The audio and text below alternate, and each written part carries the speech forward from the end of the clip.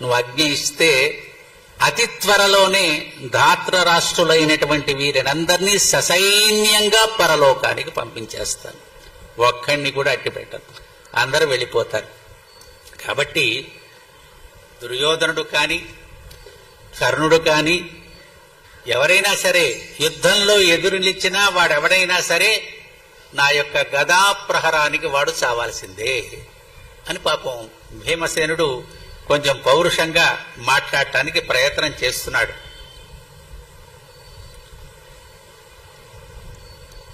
అయితే వారికి మళ్ళా ఒక రకమైనటువంటి ఆలోచన వచ్చింది భీమసేనుడికి. ఏమని ఆలోచన వచ్చింది?